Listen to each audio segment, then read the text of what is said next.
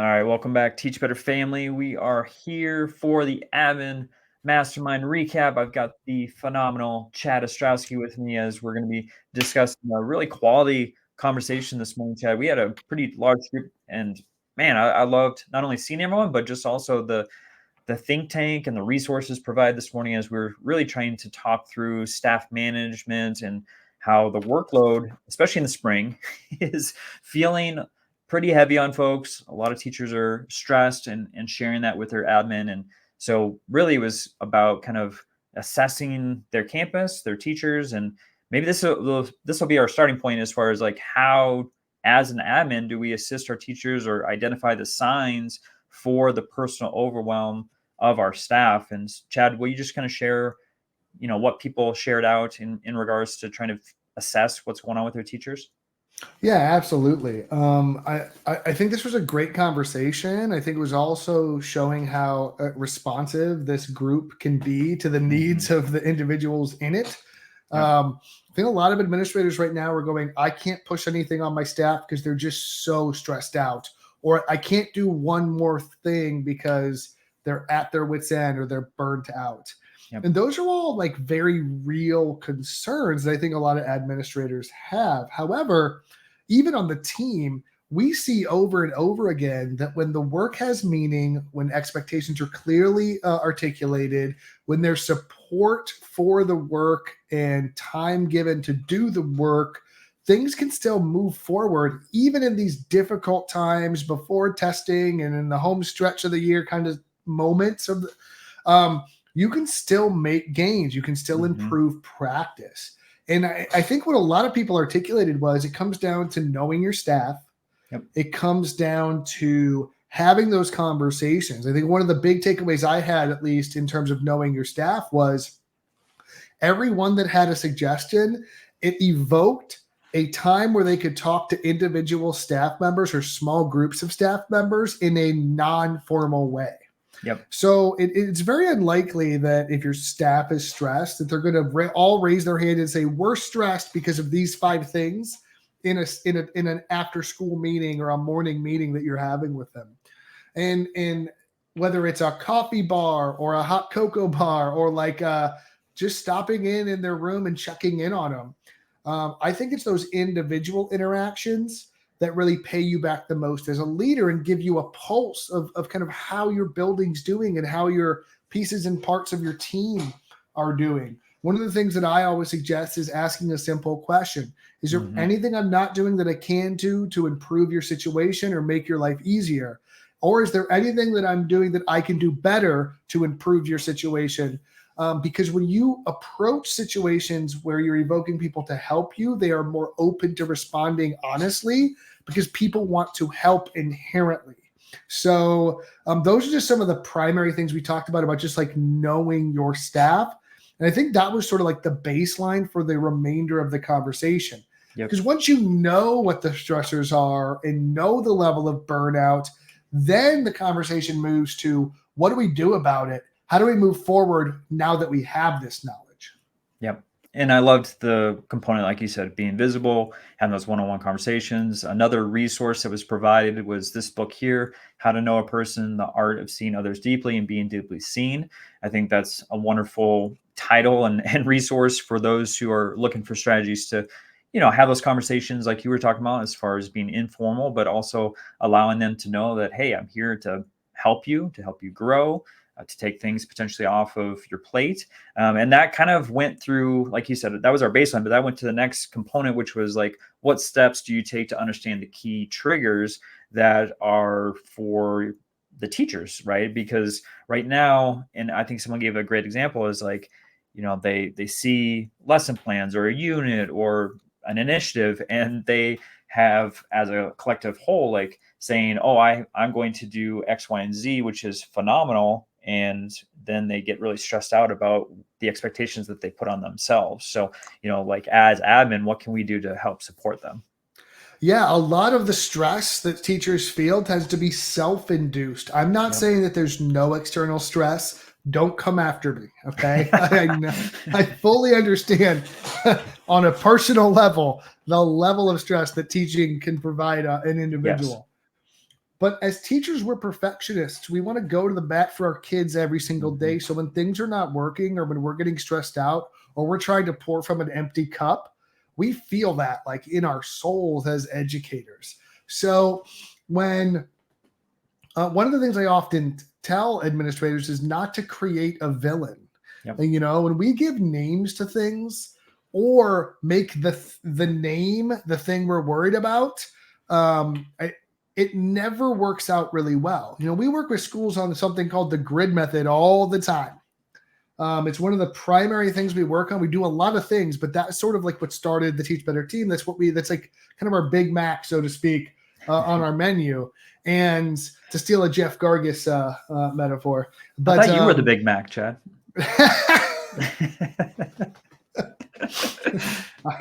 Hopefully I become a smaller Mac over the next few months, get my run. But see, now I'm derailing my own train of thought here. So you don't want to create the villain. So if you tell everybody we have to do the grid method, and if you don't do the grid method, you're doing it wrong.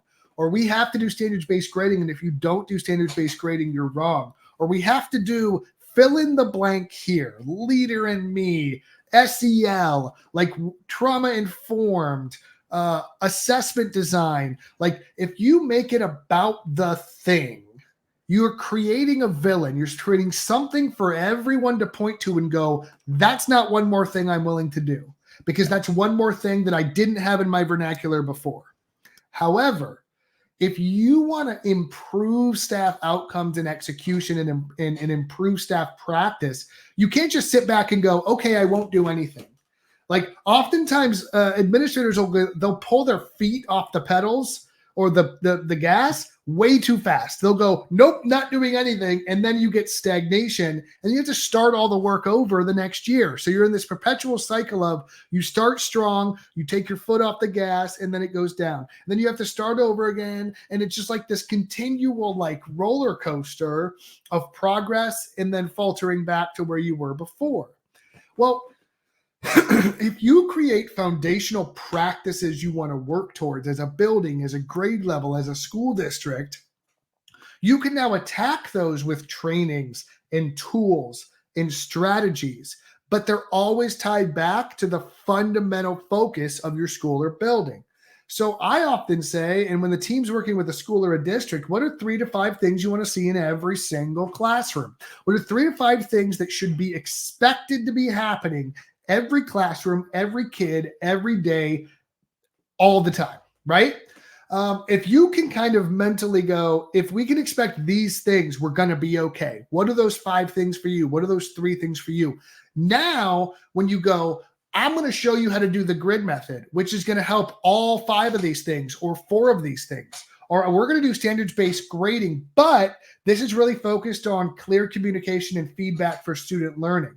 No one will disagree that students should be able to work at their own pace to maximize efficiency. No one's going to disagree that grades should reflect mastery of student learning. Those are foundational concepts that no one will fight you on. They will fight you on, you have to do standards-based grading tomorrow. You have to do the grid method or you're wrong. So there's a stark difference in how you're communicating and approaching these things. One of them gets you progress. The other one gets you a war with your staff, and where they fight you and you lose every time, because if they're not bought in, right, that you're gonna lose that battle every time. Yeah, I thought that whole idea of the villain is so key, Chad. I've seen it firsthand from a district initiative plenty of times, right, as we're working with schools, where now we're having to come in and combat that component of trying to dispel the villain versus like the villain shouldn't have been created in the first place. And I've literally had conversations with teachers that are like, I'm not doing the grid method. And I talk to them about their classroom, like, you're doing 80% of it now. Right. Like, well, there's nothing about this you disagree with. You just don't like the thing that you have to do that you were told. Yep. Like, so now it's a communication problem, not a practice or a training problem. It's I don't like the thing because it's the one more thing, versus we're doing the thing, we're doing the name of the thing to help us with our foundational goals, 3 to 5 things. Like if any administrator I talk to can't name 3 things they want to see in every classroom, like that's where we have to start. That's Yeah. where we have to start. Because if you're not starting there, like, you're just shooting in the dark, and it's going to become about the last training you attended until you get a new one. And then it's going to come about that train. Right. So Yeah. you have to show the teachers the forest instead of the trees. No, I love it. And that kind of went into our next topic, which was prioritizing tasks and Yeah. managing the workload. But then also, I thought this was kind of an eye opening stat that several people had talked about was just the lifespan of an admin being much shorter than the lifespan of the implementation of Mm-hmm. some type of initiative. And so, as we know, admin usually last in a building about 3 to 5 years, and initiatives in education typically go longer than that. So, for us, we need to make sure that, we're guiding our teachers and making that as easy as possible for them to, take it into their classroom. And so, will you just kind of share as far as some of the ideas and topics that were brought up as far as guiding teachers in regards to looking at their tasks and managing the workload? Yeah, absolutely. So one of the main things we do with schools and districts is strategic planning to make sure things are successful. Yep. So if you're an administrator saying everybody has to do this thing this year, everyone might not be ready for this thing this year. For sure. Some people might be 3 steps behind that. Some people might be 2 steps ahead of that. So a lot of times we'll do what we're called differentiated PD or tiered strategic development, where we'll create a progression of tiers of training and work that staff can focus on. For example, if you want your staff to do standards-based grading, that might be your third tier. But if they don't know how to assess, you might have to do an assessment training before they can do the standards-based grading training. Or if you don't understand depth of knowledge or how to unpack standards in the first place or prioritize standards, you might create a whole tier where staff just sit and focus on that part for a whole year. And everyone doesn't need the same thing, just like students don't all need the same thing. But for whatever reason, we think adults just magically transition past needing differentiated learning. Like, I don't really understand. But any administrator knows who are your rock stars that are ready for the next step, who are your staff that maybe need a little more support, and who are right where they're kind of supposed to be that can kind of slowly work where they need to go. And what is the work that needs to happen in all of those phases? So I think prioritizing it for them or with them can be really, really important. And then you can go, listen, in 3 years, you're going to get to standards-based grading. But right now, I really just need you to focus on this one part. It's small, it's manageable, and it meets them where they're at and where their need is. So that's the first thing. The second thing is make sure they understand what they don't need to stress out about.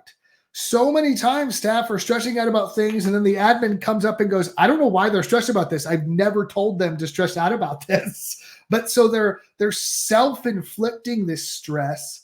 And absolutely, everything is not a crisis. And it's one of those things where you as the admin, can shield them from a lot of stress, but also take things off their plate. Say, I'm shelving this. I just need you to worry about X, Y, and Z for right now. We can worry about that next quarter or next semester or what have you. Be the umbrella or the shield for your staff between the district and the classroom, where I know the district wants to do this. We're going to get there, but I've taken care of the first steps for everyone. And now you can focus on our current task, right? So I think there's a lot of things you can do to help prioritize. And I think that comes in twofold, as I've said. The first part is prioritize what they do need to focus on and give them an area to grow in as an individual, or at least in a smaller way, a smaller group. And then tell them what not to worry about. Give them permission to struggle, to fail, to not have something done perfectly, and build the culture of failing beautifully is what I call it, where I want any team or any group of teachers be willing to struggle through a lesson, be willing to completely fail at a new idea, be willing to go, I did that and it was horrible. Here's why, because that's where growth happens. Mm-hmm. And if you're not failing beautifully, you're not growing. If you're never failing, you're never growing. So that's an important part of any culture for a classroom or a school or a district. Yeah. So Chad, I'm going to throw up another resource that someone threw out as far as a book. It's Cracking the Coaching Code. And although it's comes from the lens of athletics, it is also talking about how to manage stress and to work as a team. And a lot of components that they were talking about would be wonderful in regards to administration. A lot of times we don't get any type of training in regards to this. It's kind of trial by fire for a lot of admin. And so if you're looking for a resource, this was one that was discussed by actually multiple administrators this morning in regards to them reading it and finding value from that. So I always love giving resources. So Cracking the Coaching Code.